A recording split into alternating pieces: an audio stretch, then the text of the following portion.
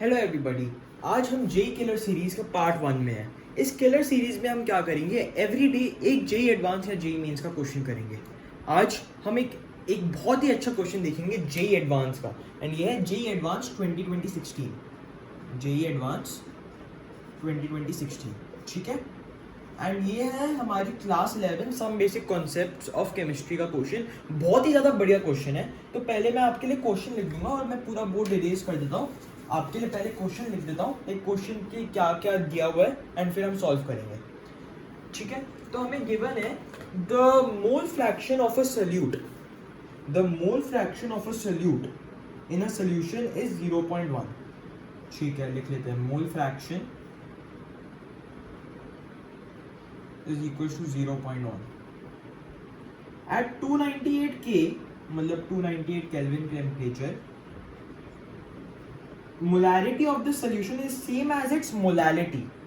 Molarity is equals to molality, ठीक है। फिर density of the solution at 298 K is 2 gram per centimeter cube. Density is equals to 2 gram per centimeter cube. The ratio of the molecular weights of the solute and solvent. तो हमें क्या ढूंढना है, ratio of molecular weight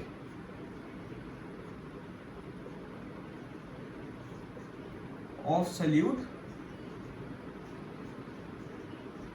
by molecular weight of solvent. हमें ये चीज find करनी है, ठीक है। तो वापस बता देता हूँ, mole fraction of a solute, mole fraction of solute in a solution, mole fraction of solute in the solution is 0.1, ठीक है। At 298 K, molarity of the solution is same as its molarity. Density of the solution is at 298 K is this, and the ratio ढूंढना है, ठीक है। बहुत बढ़िया। अब mole fraction given है, पहले हम लिख लेते हैं हमें क्या क्या पता है। मोल फ्रैक्शन मतलब number of moles of salute is equal upon number of moles of solute plus number of moles of solvent is equal to 0.1, ठीक है। अब क्या करते हैं, इसे दोनों साइड्स को 10 से मल्टीप्लाई कर देते हैं, यहाँ पे 1 आ जाएगा, हमारी कैलकुलेशन ईजियर हो जाएगी, ठीक है। एंड ये थॉट प्रोसेस में आपको अपना बता रहा हूँ कि ऐसे मैं सॉल्व करूँगा ये क्वेश्चन। तो ये 1 हो जाएगा। अब इसे इस साइड ले जाते हैं, तो क्या हो जाएगा आपको 10 of number of salute,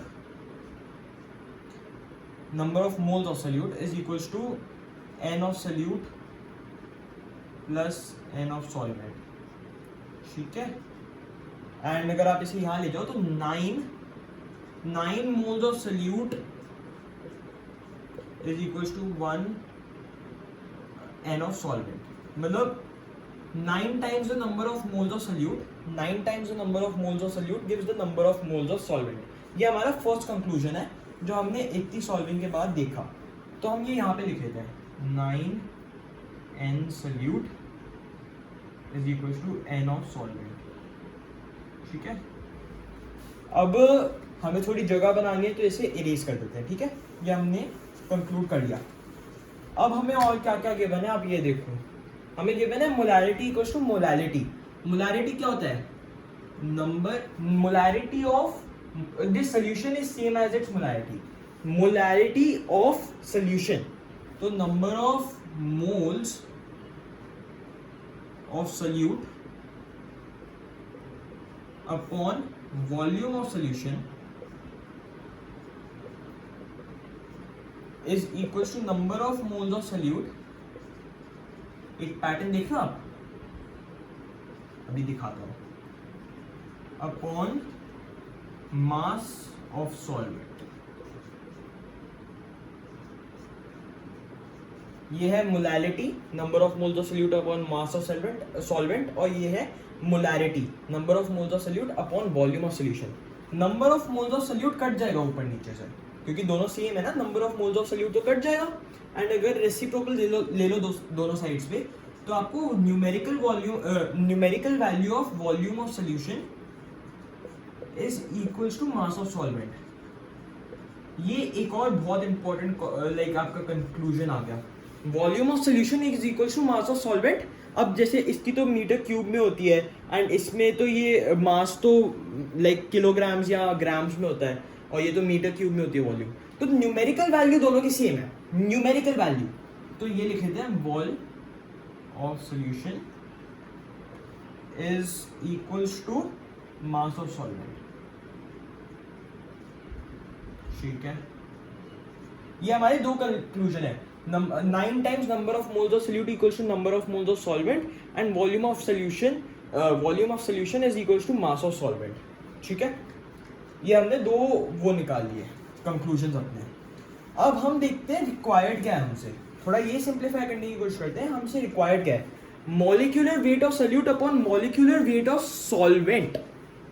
molecular weight of solute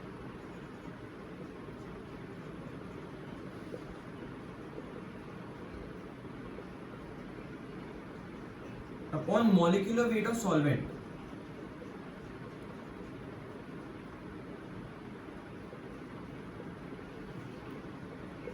ठीक है, ये रिक्वायर्ड है।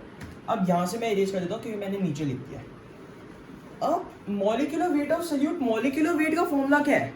अगर आप मॉलिक्यूलर वेट का फॉर्मूला निकालोगे तो क्या है, आपको नंबर ऑफ मोल्स का फॉर्मूला पता है, number of moles is equals to mass upon molar mass. ठीक है, नंबर ऑफ मोल्स होता है मास अपॉन मोलर मास। अब मॉलिक्यूलर वेट ऑफ सॉल्यूट पूछा है, तो molecular weight of solute basically molar mass हो गया। Molecular weight is molar mass only, है ना। मॉलिक्यूलर वेट आपका क्या होता है, आपका एटॉमिक मास यूनिट में होता है, और मोलर मास क्या होता है, वो ग्राम्स या एटॉमिक मास यूनिट में ही होएगा। तो molecular weight is equals to molar mass होता है, ये हमें पता है। अगर आपके पास मॉलिक्यूल है H2O का, तो इसका मोलर मास क्या है, 18 ग्राम्स। अगर आपके पास ये इसका मॉलिक्यूलर वेट पूछ लिया 18U, ठीक है।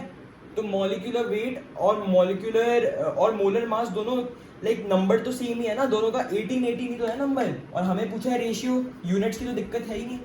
तो इस रिलेशन से, नंबर ऑफ मोल्स वाले रिलेशन से हम निकालेंगे मोलर मास ऑफ एनीथिंग या molecular weight is equal to mass upon number of moles. ठीक है, mass upon number of moles हमें मोलर मास दे देगा, पुट कर दो। यहाँ पे क्या आ जाएगा आपको, फाइंड, ये है टू फाइंड, तो यहाँ पे आपको क्या आ जाएगा, मास ऑफ सॉल्यूट। यहाँ पे एक बार लाइन ड्रॉ कर देता हूँ, यहाँ पे ये अलग है, to find mass of solute upon number of moles of solute divided by का सिंबल बना देता हूं, डिवाइडेड बाय, अब मॉलिक्यूलर वेट ऑफ सॉल्वेंट बोला है, मॉलिक्यूलर वेट ऑफ सॉल्वेंट क्या है, mass of solvent upon number of moles of solvent. ठीक है, ये है। अब आपको कुछ पैटर्न दिख रहा है, हमारी ऑब्जर्वेशन में क्या था, हमारी ऑब्जर्वेशन में है 9 into number of moles of solute equals to number of moles of solvent. मतलब यहाँ पे हम number of moles of solute की टर्म्स में लिख देंगे, number of moles of solvent को हम number of moles of solute की टर्म्स में लिख देंगे यहाँ पे। ठीक है, तो अभी इस नेक्स्ट स्टेप पे अब चलते हैं। इसे मैं इरेज कर देता हूँ, टू फाइंड क्या था, हम इसे इरेज कर देता हूँ या यहाँ पे कर देता हूँ, यहाँ पे इरेज कर देता हूँ। ठीक है,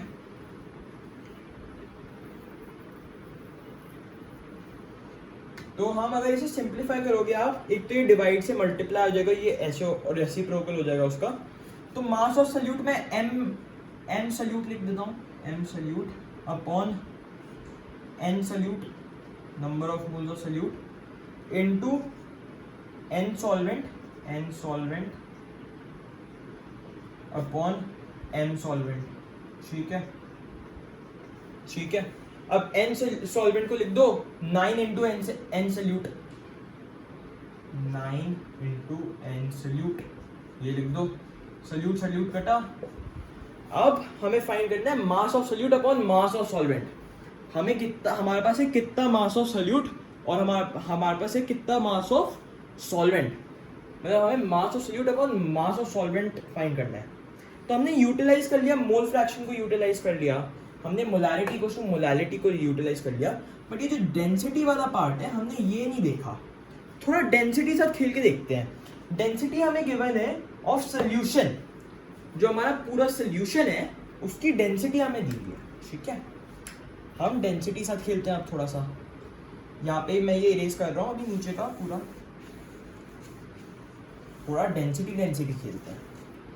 अब डेंसिटी हमें 2 ग्राम पर सेंटीमीटर क्यूब दी हुई है. डेंसिटी क्या होती है? डेंसिटी हमारी क्या आएगी? Mass of solution upon volume of solution.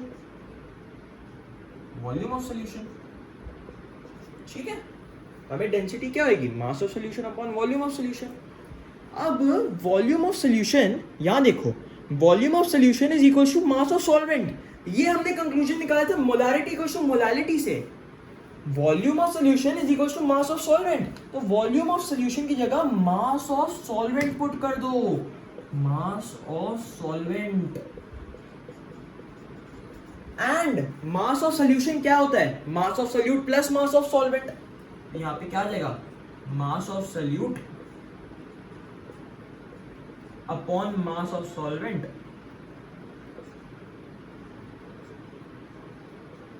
Plus mass of solute solvent. Mass of solvent upon mass of solvent. क्या हो गया यहाँ पे? मास of solute plus mass of solvent upon mass of solvent. Mass of, तो इसे हमने तोड़ के लिख दिया, तो mass of solute upon mass of solvent plus mass of solute upon mass of solvent. Mass of solute upon mass of solvent क्या होता है? 1 होता है. यहाँ पे क्या होती है हमारी डेंसिटी? 2 ग्राम पर सेंटीमीटर क्यूब है ना. 2 लिख देते हैं, न्यूमेरिक वैल्यू लिख देते हैं. 2 है हमारी न्यूमेरिक वैल्यू. ठीक है, 1 को यहाँ ले आओ, तो ये 1 प्लस 1 से यहाँ पे -1 हो जाएगा. -1 होके यहाँ पे क्या हो जाएगा?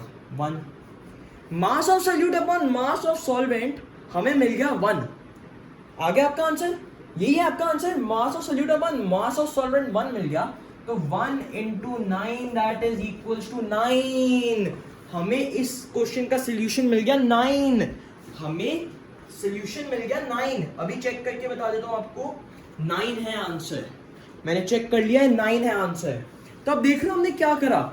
हमने जो गिवन था उसी को सिंप्लीफाई करके, हमें कुछ कैलकुलेशन करी नहीं. हमने क्या करा, जो गिवन था ना हमने उसी को सिंप्लीफाई करा है.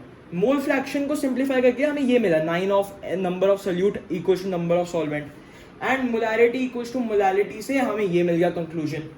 डेंसिटी से हमें mass of solute upon mass of solvent मिल गया. और जो हमें फाइंड करने के लिए क्या था, हमें फाइंड करना था मॉलिक्यूलर वेट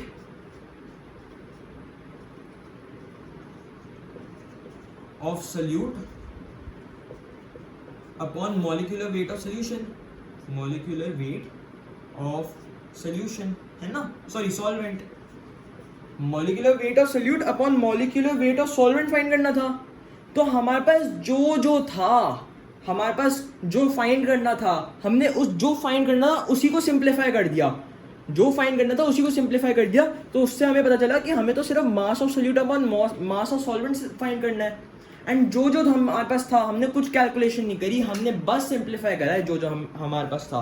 और अगर आपको लगता है मैंने कहीं से ये देख के आपको आंसर बता रहा हूँ, ये मेरा अपना आंसर है. आप गूगल पे कहीं पे भी सर्च कर लो, इतने कॉम्प्लिकेटेड आंसर्स मिलेंगे, बट ये क्वेश्चन इतना अच्छा क्वेश्चन है और ये मेरा ओरिजिनल आंसर है. आप कहीं पे भी फाइंड कर लो, आपको नहीं मिलेगा.